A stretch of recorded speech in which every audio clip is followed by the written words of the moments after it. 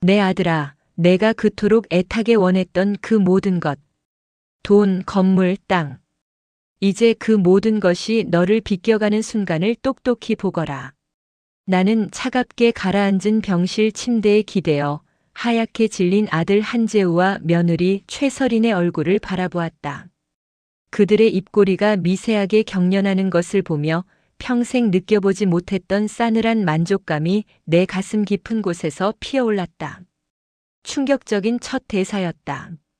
고통으로 일그러진 내 얼굴을 보며 재산을 계산하던 아들에게 나는 고작 몇십 분 전 변호사를 불러 유언장을 새로 작성했다. 그리고 그 내용은 이 세상 그 누구도 예상치 못한 아들 부부에게는 사형 선고와도 같은 것이었다. 아버지, 지금 무슨 말씀을 하시는 거예요? 누가 상속에 관심이나 있다고? 재우가 당황한 목소리로 외쳤지만 나는 눈 하나 깜짝하지 않았다. 유서의 첫 문장은 명확해. 내 전 재산은 한재우, 최설인에게 단 1원도 상속하지 않는다.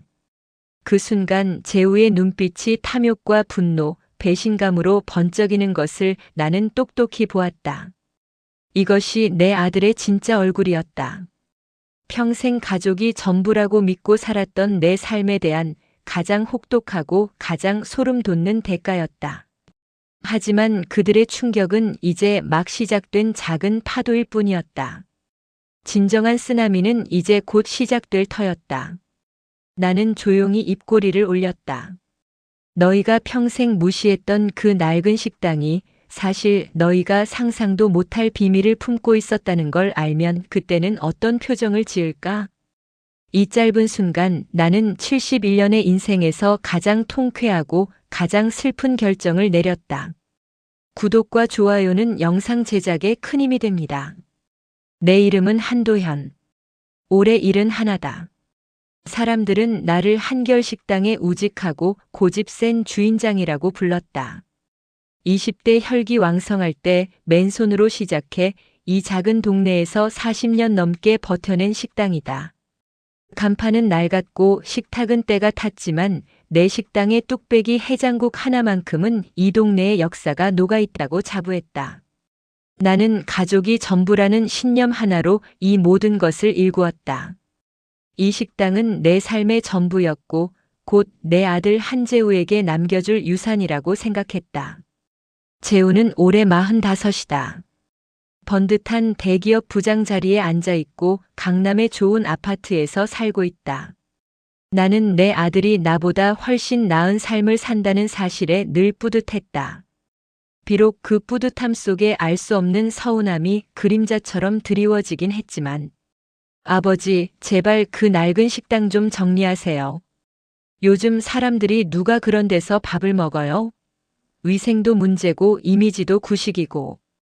재우는 식당에 올 때마다 늘 같은 레퍼토리를 반복했다. 그의 눈빛에는 경멸에 가까운 무시가 담겨 있었다. 내가 평생 땀 흘려 일군 공간을 그는 그저 낡은 것으로 치부했다. 속으로 생각했다. 내가 일군 삶의 터전이 내게는 그렇게 부끄러운 것이었을까? 내가 어릴 적 이 식당 마루에서 뛰어놀던 기억은 다 어디로 간 걸까? 재우는 한 번도 가게를 물려받고 싶다는 말을 직접적으로 한 적이 없었다. 오히려 저는 아버지처럼 고생하고 싶지 않아요. 제 능력으로 충분히 잘 살 수 있습니다. 라며 고고한 척했다. 나는 그 말이 진심인 줄 알았다. 내 아들은 물질보다 정신적 가치를 아는 대견한 사람이라고. 하지만 며느리 설인의 태도는 재우보다 노골적이었다. 설인은 42살. 세련되고 도회적인 여자다. 그녀는 내 식당에 발을 들이는 것 자체를 꺼렸다. 어머님은요? 요즘도 그 낡은 식당에서 일하세요? 설인은 전화를 할 때마다 늘 시어머니를 통해 내 안부를 물었다. 나에게 직접 전화하는 일은 명절에도 드물었다. 우리 애들은 고급 환경에서 자라야 해요. 시골 냄새 나는 식당은 아이들에게 좋지 않죠. 손주들을 데려오지 않는 이유도 늘 같았다. 나는 그저 손주들의 맑은 눈빛을 한 번 더 보기 위해 그녀가 좋아하는 백화점 상품권을 명절마다 두둑이 챙겨보냈다. 어느 날이었다. 재우가 오랜만에 식당에 들러 점심을 먹고 나가는 길이었다. 계산대 뒤편에서 통화를 하는 재우의 목소리가 유난히 신경질적으로 들렸다. 아, 네, 거기 건물 등기부등본 확인했고요. 아버지 명의로 된 그 주변 땅까지 다 알아보라고 했잖아요. 아버지가 현금으로 가지고 있다는 적금은 규모가 얼마나 되는지 아세요? 상속세 문제 때문에라도 미리미리 다 파악해 놔야죠. 나는 뚝배기를 닦다가 손을 멈췄다. 쨍그랑. 뚝배기가 바닥에 떨어져 산산조각 났다. 재우는 깜짝 놀라 전화를 끊고 나를 돌아보았다. 아버지, 괜찮으세요? 그는 놀란 것이 아니라 자신의 은밀한 대화가 들켰을까봐 당황한 표정이었다. 나는 굳은 얼굴로 그를 바라봤다. 재우야, 너 지금 무슨 소리 하는 거니? 재우는 능숙하게 거짓말을 꾸며냈다. 아, 그거요? 회사에서 진행하는 사업 때문이에요. 요즘 부동산 규제가 심해서 주변 어르신들께 조언해 드릴 자료를 제가 대신 봐드리고 있어요. 아버지도 노후 대비 잘 하셔야 하니까 제가 미리 파악해 두려는 거죠. 그의 설명은 너무나 매끄러웠다. 거짓말이 아닌 준비된 대사처럼. 나는 그의 눈을 깊이 들여다보았다. 예전 같았으면 내 아들이 설마 나한테 거짓말을 할까 하며 곧이곧대로 믿었을 것이다. 하지만 방금 들은 상속세, 등기부등본, 적금 규모라는 단어들은 내 귀에 선명하게 박혀 있었다. 속으로 생각했다. 설마 내 아들이 나를 그저 자산으로 보고 있는 걸까? 내가 언제 사라질지 모르는 현금 인출기처럼. 가슴이 찢어지는 것 같았다. 하지만 나는 화를 내지 않았다. 화를 낸다고 진실이 바뀌지는 않을 테니까. 나는 그저 묵묵히 뚝배기 조각들을 주워 담았다. 그때 가게 직원 박소연이 조용히 다가와 내 손을 막았다. 소연이는 24살에 들어와 지금 34살이 될 때까지 꼬박 10년을 나와 함께한 자식이나 다름없는 아이다. 아니, 어쩌면 친자식보다 더 친자식 같은 아이다. 사장님, 제가 할게요. 괜찮으세요?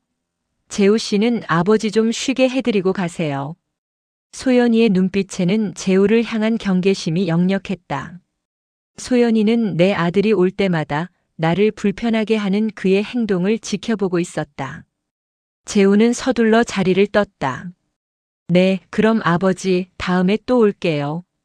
그의 목소리는 조금 떨렸다. 나는 재우가 나간 문을 한참 동안 바라보았다. 그가 남기고 간 씁쓸한 공기 속에서 나는 문득 깨달았다. 나를 향한 그의 태도는 이미 오래전에 변해 있었다는 것을. 내가 그 변화를 외면하고 싶었을 뿐이라는 것을. 그날 저녁 나는 혼자 가게에 남아 식탁 구석에 앉았다. 40년 동안 이 식당에서 벌어진 수많은 일들이 주마등처럼 스쳐 지나갔다. 재우를 키우느라 이 식당에서 울고 웃었던 아내의 얼굴, 흙바닥에 앉아 밥을 먹던 가난했던 나의 모습, 그리고 재우가 장난감 자동차를 가지고 놀던 소리. 이 모든 역사가 재우에게는 부끄러움이요. 내가 죽으면 물려받을 낡은 유산에 불과했던 것일까? 속으로 생각했다. 그래, 좋다. 내가 상속에 관심이 없다 했지. 그럼 너는 내가 남긴 것을 받을 자격이 없겠지. 내가 너에게 남길 것은 돈이 아니어야 했다. 그날부터 나는 아들의 행동을 조용히 관찰하기 시작했다. 그리고 그 과정에서 나는 내가 끔찍한 오해 속에 살았다는 사실을 아주 천천히 고통스럽게 깨닫기 시작했다. 재우는 관심 없는 척이 아니라 무시하고 있었다. 그는 나를 존경하는 아버지로 본 것이 아니라 그저 돈을 가진 늙은이로 보고 있었다. 이 깨달음은 71년 평생을 억척스럽게 살아온 나에게 세상의 모든 것을 잃는 것보다 더 큰 충격이었다. 아들의 속셈을 알게 된 후 내 일상은 완전히 달라졌다. 겉으로는 이전과 똑같이 낡은 식당에서 뚝배기를 끓이고 손님들에게 웃어 보였지만 내 속은 이미 한겨울 찬물처럼 차갑게 식어버렸다. 나는 재우가 나를 자산으로 취급하는 방식에 대해 더 깊이 파고들기로 결심했다. 가장 먼저 눈에 들어온 사람은 박소연이었다. 소연이는 내가 재우를 의심하기 시작한 후 며칠 동안 나를 유심히 관찰하고 있었다. 그녀의 눈빛은 걱정과 함께 알 수 없는 결심 같은 것이 담겨 있었다. 사장님, 요즘 안색이 많이 안 좋으세요. 설마 재우 시일 때문이세요? 어느 날 소연이가 조심스럽게 물었다. 나는 한숨을 쉬며 고개를 저었다. 아니다. 그냥 늙어서 그런가 보지. 감기에 걸린 것 같기도 하고. 소연이는 잠시 망설이더니 마치 무언가를 고백하려는 듯 작은 목소리로 말했다. 사장님, 사실 재우 씨가 저한테 몇 번 연락했었어요. 뭐? 재우가 너한테? 무슨 일로? 나는 놀라서 소연이를 바라보았다. 재우가 내 가게 직원에게 연락할 일은 상식적으로 없었다. 몇 달 전부터요. 처음에는 사장님 걱정하는 척 했어요. 아버지 요즘 일 너무 많이 하시지 않냐? 혹시 어디 아프신데 없냐고요. 그런데 나중에는 점점 질문이 이상해졌어요. 소연이는 숨을 고르더니 이어지는 말을 꺼내기 힘든 듯 눈을 질끈 감았다 떴다. 재우 씨가 저한테 사장님 명의로 된 통장 비밀번호나 사업자 등록증 같은 거 사진 찍어서 보내줄 수 없냐고 물어봤어요. 큰일 날 뻔한 적금이나 주식 같은 게 없는지, 가게 매출이 현금으로 얼마나 들어오는지까지요. 나는 망치로 머리를 얻어맞은 듯한 충격을 받았다. 속으로 생각했다. 내 아들이 하다 충직한 내 직원에게까지 손을 뻗쳤단 말인가? 그는 도대체 언제부터 이렇게 탐욕스럽고 비열해진 것일까? 내 몸에 힘이 쭉 빠져나갔다. 나는 가게 카운터에 손을 짚고 겨우 몸을 지탱했다. 소연이는 내 손을 붙잡으며 진심으로 걱정했다. 죄송해요, 사장님. 저는 당연히 거절했죠. 아무리 재우 씨라도 사장님 개인정보를 달라는 건 말이 안 되잖아요. 그런데 재우 씨가 저한테 엄청 화를 냈어요. 내까지 직원이 아버지 일에 간섭할 자격이 있냐고요. 그리고는 내가 조금이라도 협조하면 나중에 아버지 재산 정리될 때 너한테도 작은 보답이라도 할 수 있을 것이라고 회유했어요. 소연이의 말을 들으며 나는 재우의 교활함에 몸서리쳤다. 그는 겉으로는 상속은 필요 없다고 외치면서 뒤로는 가장 가까운 사람들을 이용해 내 재산을 추적하고 있었다. 내가 평생 가족을 위해 모은 재산을 그는 내가 쓰러지기만을 기다리는 먹잇감처럼 취급했다. 소연아, 내가 날 살렸다. 만약 내가 재우 말대로 했다면 나는 끝까지 속았겠지. 내 목소리는 떨렸다. 소연이는 조용히 고개를 숙였다. 저는 사장님이 제 친아버지나 다름없어요. 제가 24세 이곳에 왔을 때 사장님이 아니었으면 저는 아마 방황했을 거예요. 이 식당은 제 인생의 전부예요. 그때부터 나는 소연이와 비밀리에 내 재산에 대한 대책 회의를 시작했다. 나는 재우에게 알리지 않고 내가 가진 모든 재산의 규모와 내역을 소연이에게 알려주었다. 가게 건물과 토지, 몇 군데에 분산된 예금, 그리고 주식까지. 규모는 재우가 상상했던 것보다 훨씬 컸다. 내가 40년간 억척스럽게 일하며 먹을 거 안 먹고 입을 거 안 입으며 모은 것들이었다. 나는 소연이에게 재우가 나를 조사한 모든 기록을 역으로 수집하도록 부탁했다. 재우가 너한테 연락했던 문자 내용, 통화 기록, 그리고 앞으로 재우가 나한테 하는 모든 행동을 빠짐없이 기록해줘. 내 휴대폰의 녹음 기능도 항상 켜두렴.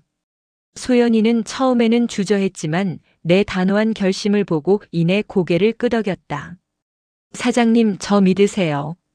제가 사장님 편에 서서 재우 씨가 한 모든 일들을 기록해 둘게요. 소연이의 눈빛에는 두려움보다 단호한 충성심이 빛났다. 며칠 후 재우는 식당에 와서 태연하게 나를 대접했다. 아버지 건강하세요.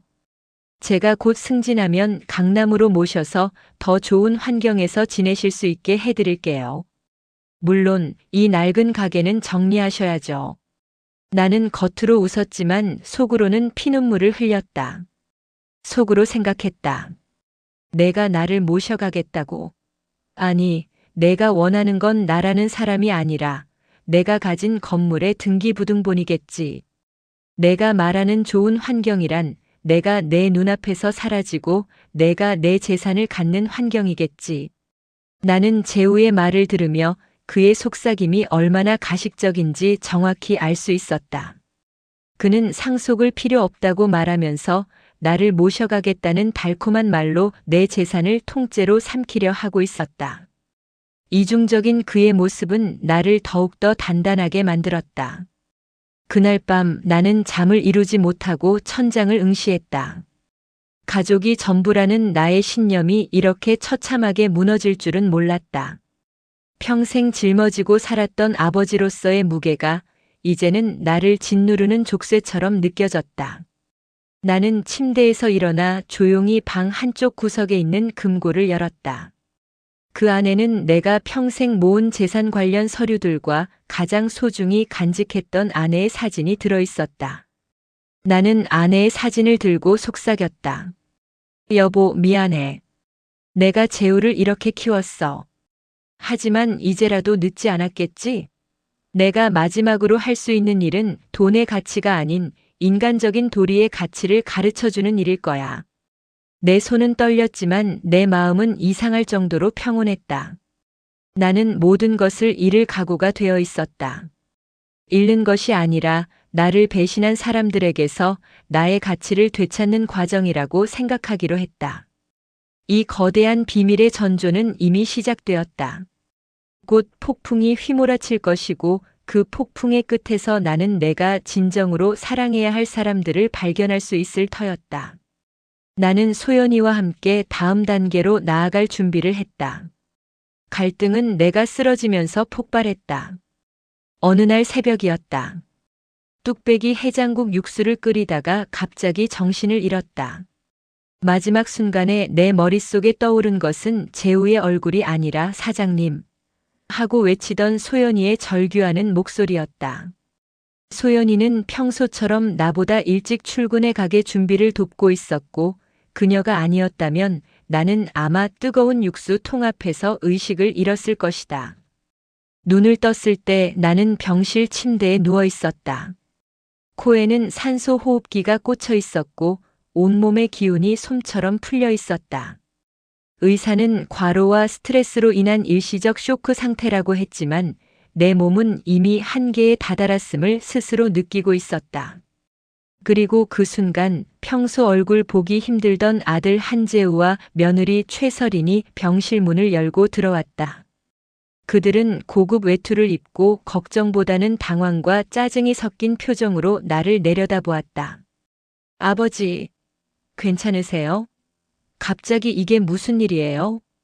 재우가 형식적인 걱정을 내뱉었지만 그의 눈빛은 끊임없이 주변을 맴돌았다.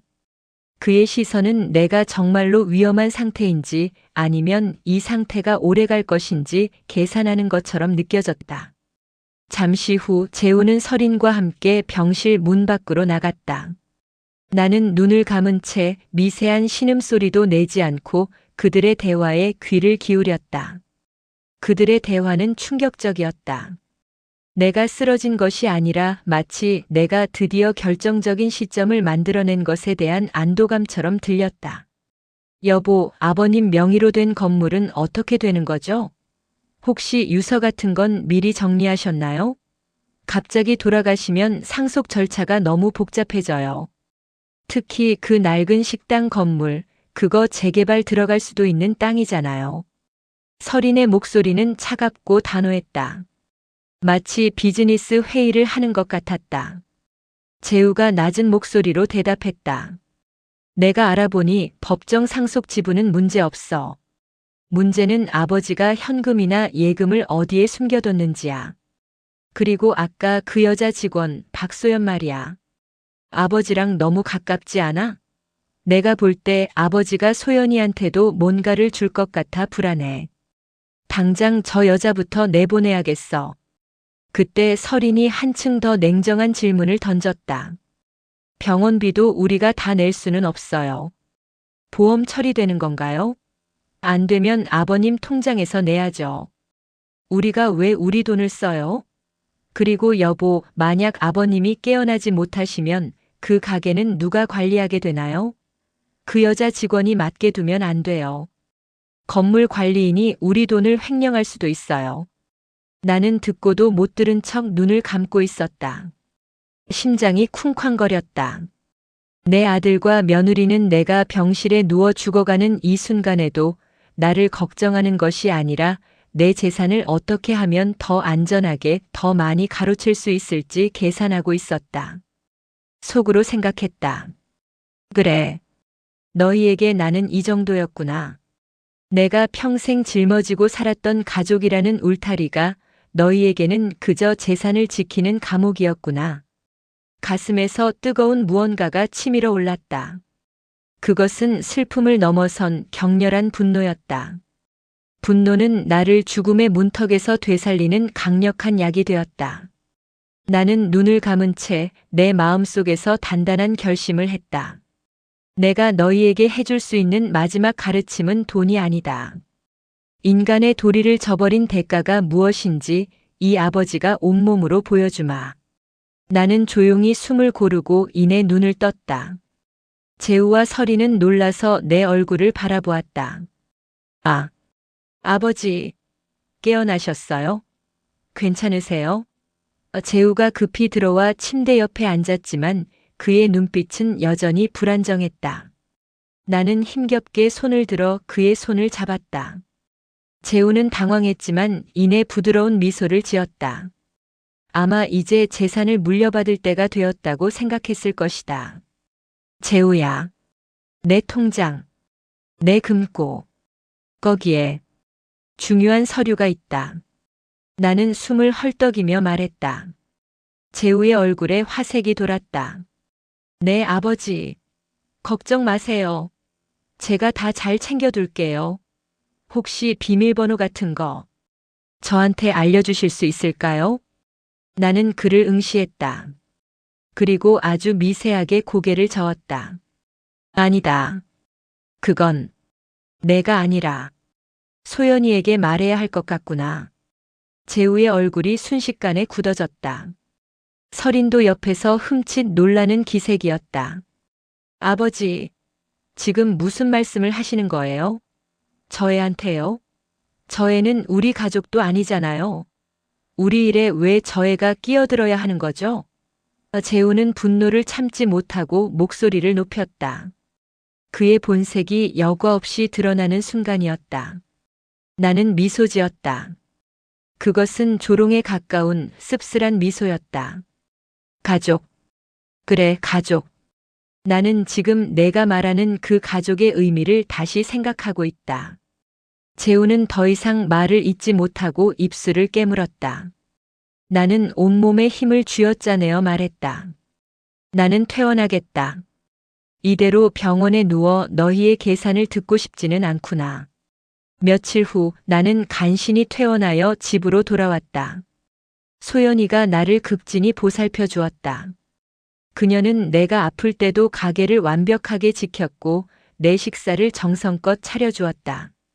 재우와 설이는 내가 퇴원한 후에도 병원비 정산 문제와 보험 문제만 전화로 물어볼 뿐 직접 찾아오는 일은 드물었다. 속으로 생각했다. 그래, 이제 때가 되었다. 너희가 그토록 원했던 정리를 내가 직접 해주마. 나는 소연이에게 말했다. 소연아, 내일 아들 부부를 집으로 부르마.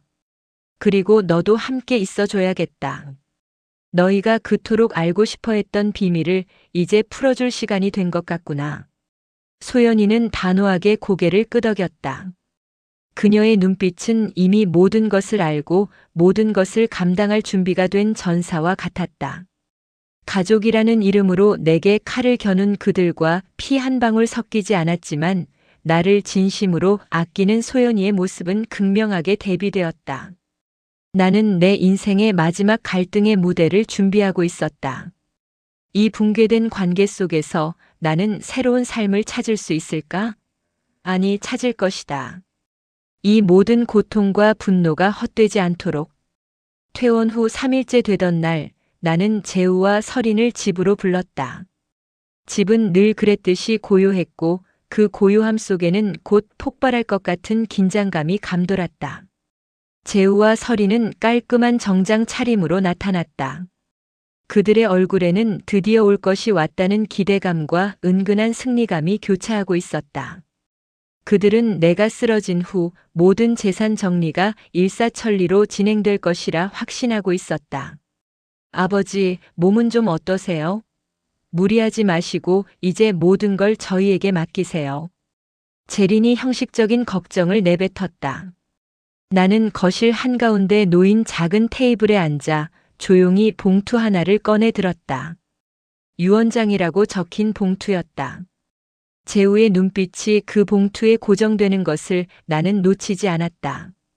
그의 동공이 확장되고 숨소리가 거칠어지는 것을 느낄 수 있었다. 오늘은 너희가 그토록 궁금해했던 내 마지막 정리를 보여주마. 나는 목소리에 힘을 주어 말했다. 재우는 자리에서 벌떡 일어설 뻔하다가 애써 참고 앉았다. 아버지, 상속 같은 건 저희에게 중요하지 않아요. 그저 아버지의 안녕만이 중요할 뿐이죠. 하지만 아버지가 정리를 원하신다면. 그의 말은 끝까지 위선적이었다. 나는 속으로 웃었다. 속으로 생각했다. 안녕. 내가 원하는 나의 안녕은 내가 이 세상에서 조용히 사라지는 안녕이겠지. 내가 그토록 원하지 않는 척했던 그 돈이 이제 내 인생을 뒤흔들 것이다. 나는 봉투를 뜯고 유서의 첫 문장을 읽어내려갔다. 내 전 재산은 아들 한재우, 며느리 최설인에게 단 1원도 상속하지 않는다.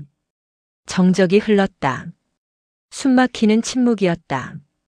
재우와 설인은 마치 유령을 본 것처럼 굳어버렸다. 설인의 얼굴에서 모든 핏기가 사라졌다.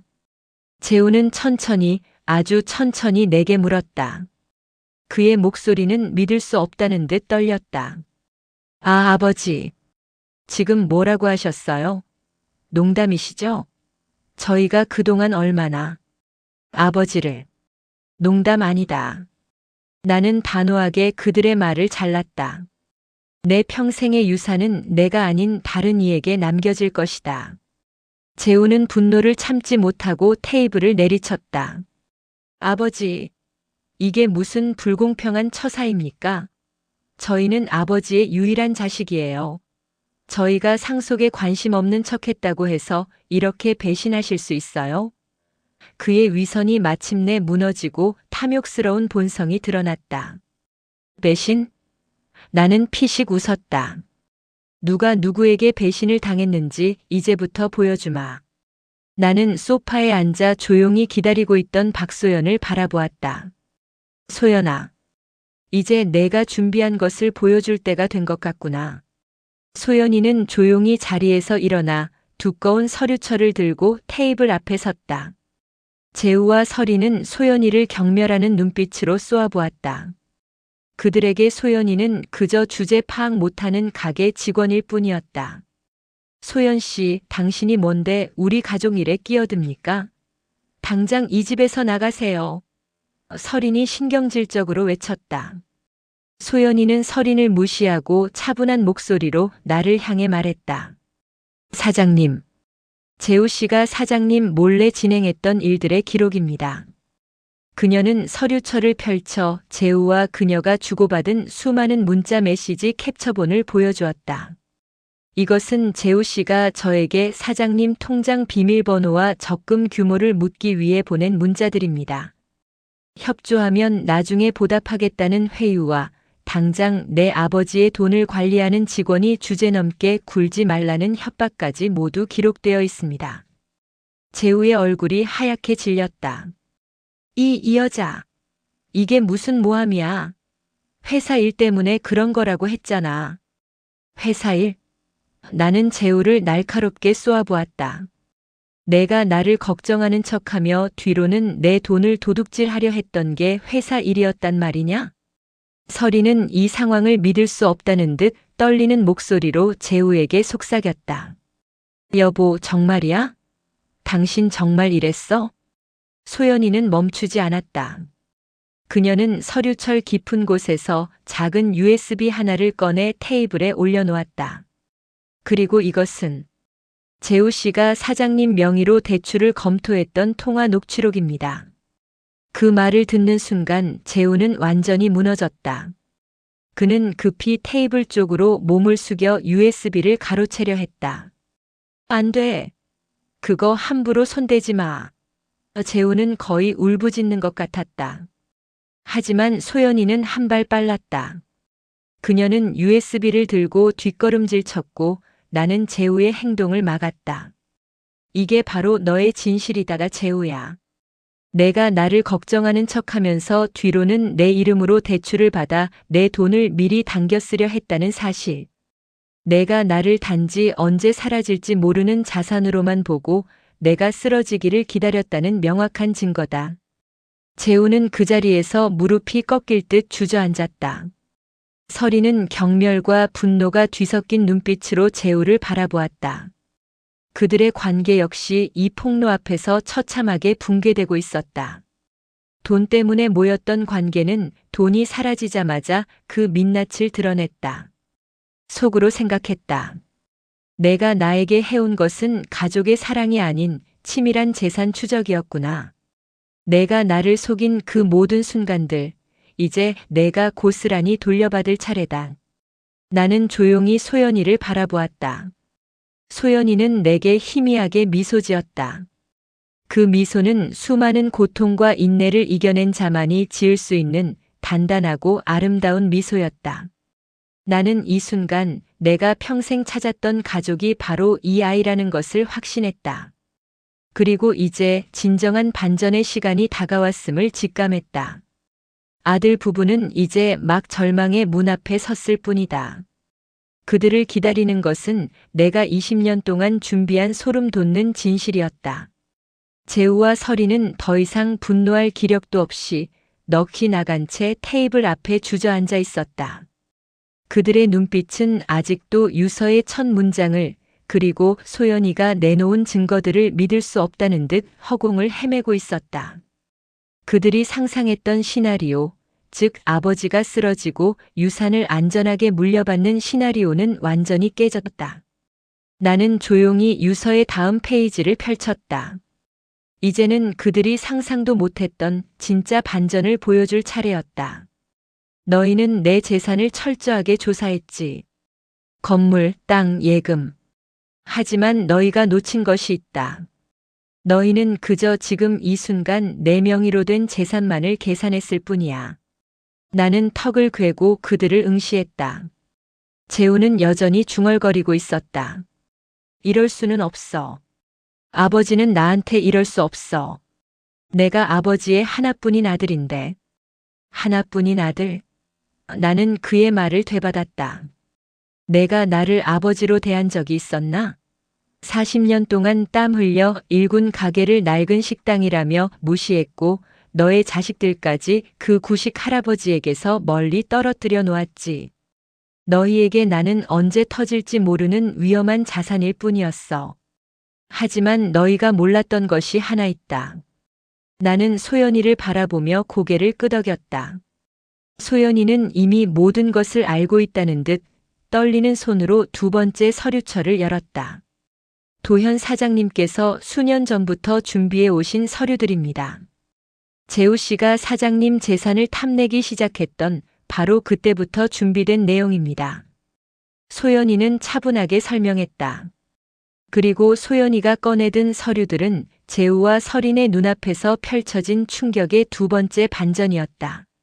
첫 번째 서류 4년 전 날짜가 찍힌 가게 건물 및 토지 매매 계약서 및 등기권리증 사본. 매수인은 박소연 34세.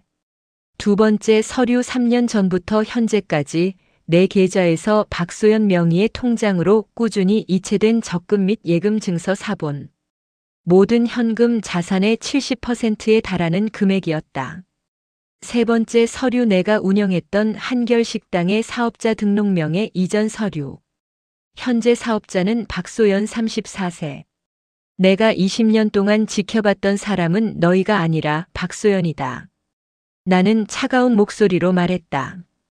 너희가 내 재산을 몰래 조사하고 있을 때 나는 그 재산을 이미 소연이에게 조금씩 그리고 완전히 넘기고 있었다.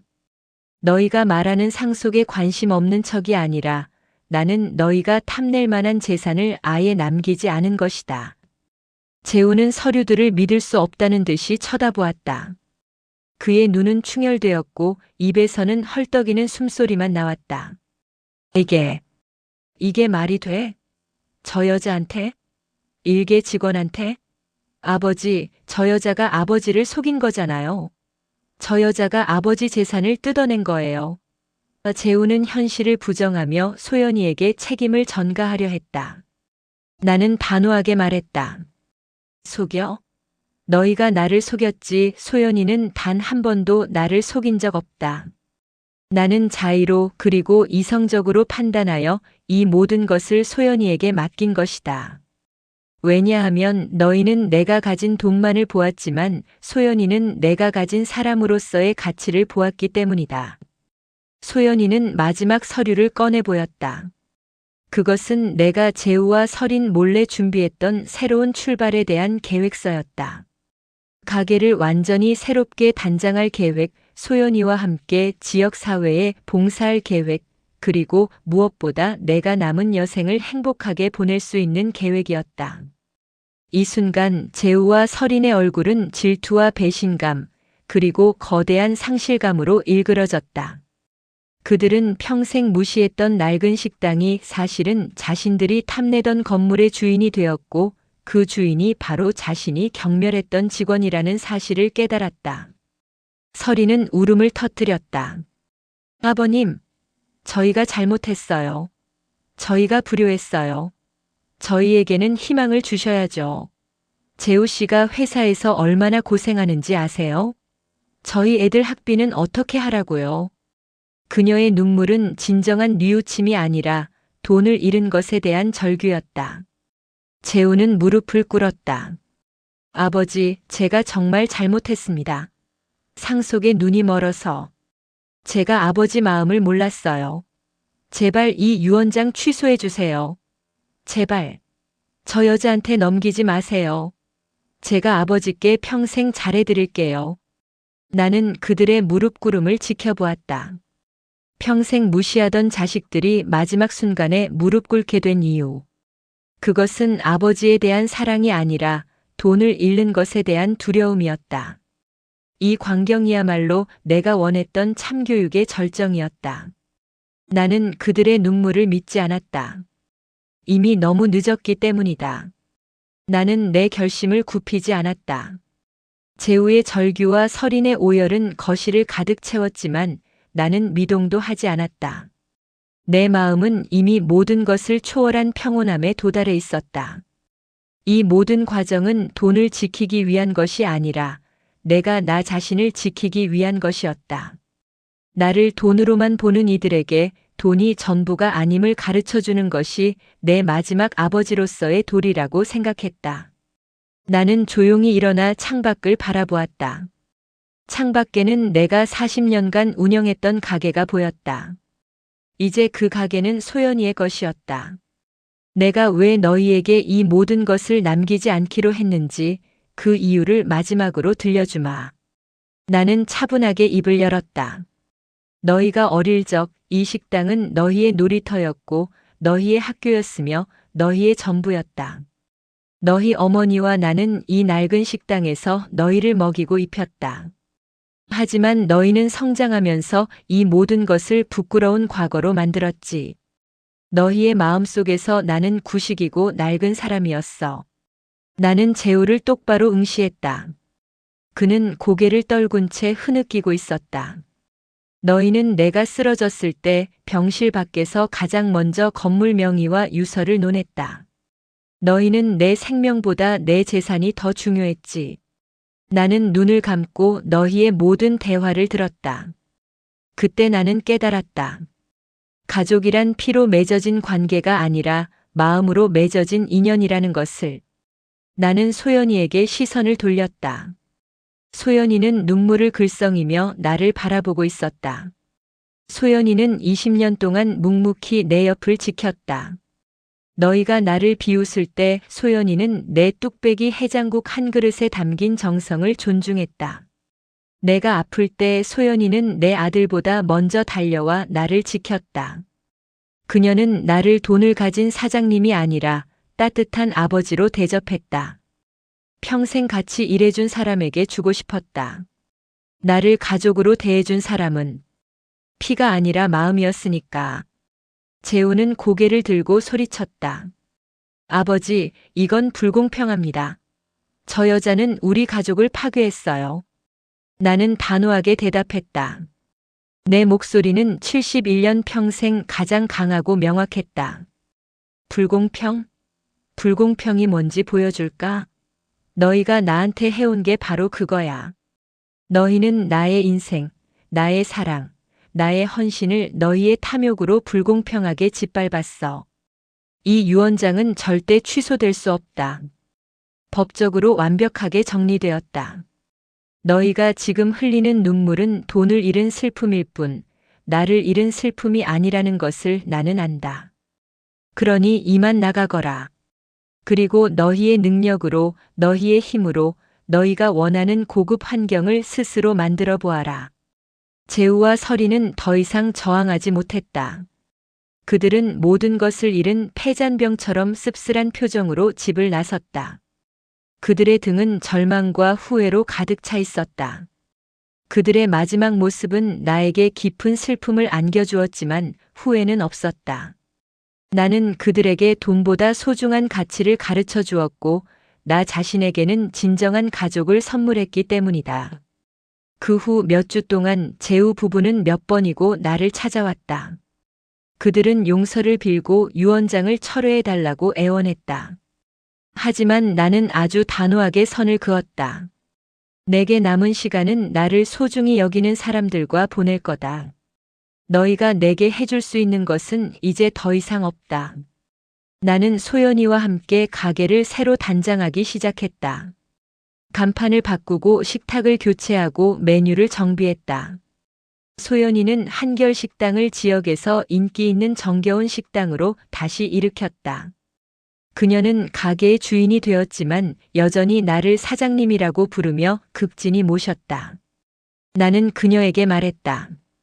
소연아, 이제 내가 사장이다. 나는 그저 내 옆에서 뚝배기 해장국을 함께 끓이는 늙은 동료일 뿐이야. 소연이는 웃으며 대답했다. 아닙니다, 사장님. 저는 사장님께 배운 정성과 마음을 파는 거예요. 그리고 저는 평생 사장님 가게의 주인이 아니라 사장님의 가족이 되고 싶어요. 나는 그날 내 평생의 소원이었던 가족이라는 울타리를 다시 만들었다. 피로 맺어진 가족이 무너졌을 때 마음으로 맺어진 가족이 나를 다시 일으켜 세웠다. 사람들은 내 인생의 마지막이 고독과 쓸쓸함으로 끝날 것이라 예상했을지 모릅니다. 평생 억척스럽게 모은 재산을 아들에게 물려주지 못한 불쌍한 아버지라고 손가락질할 수도 있겠죠. 하지만 나는 압니다. 내 마지막 결정이 내 인생에서 가장 현명하고 가장 통쾌한 결정이었다는 것을. 돈은 사라지면 다시 벌 수 있지만 사람의 마음은 한 번 떠나면 영원히 돌아오지 않습니다. 나는 내 아들에게 건물을 남기는 대신 돈의 노예로 살지 말라는 엄중한 메시지를 남겼습니다. 그리고 나 자신에게는 피 한 방울 섞이지 않았지만 나를 진심으로 사랑해준 딸을 얻었습니다. 오늘도 정겨운 식당에는 따뜻한 해장국 냄새가 가득합니다. 나는 활짝 웃으며 손님을 맞습니다. 내 옆에는 든든한 소연이가 있습니다. 우리는 함께 땀 흘리고 함께 웃습니다. 이것이 바로 내가 진정으로 원했던 삶이었습니다. 사랑하는 시청자 여러분, 여러분의 삶의 뚝배기에는 무엇이 담겨 있나요? 돈인가요? 아니면 진심인가요? 기억하십시오. 우리가 마지막 순간에 깨닫는 것은 통장 잔고가 아니라 내 옆을 지켜준 따뜻한 사람의 마음입니다. 인생의 참된 유산은 돈이 아니라 내가 살아온 방식, 그리고 내가 세상에 남긴 진실한 정이라는 것을요. 당신의 남은 시간은 당신을 소중히 여기는 사람들과 보내세요. 그것이 당신의 가장 값진 상속이 될 것입니다. 멀리서 씁쓸한 얼굴로 이 모습을 바라볼 그들에게 나는 이제 아무런 미련도 없습니다. 나는 지금 내 인생의 가장 행복한 결말을 살고 있으니까요. 감사합니다.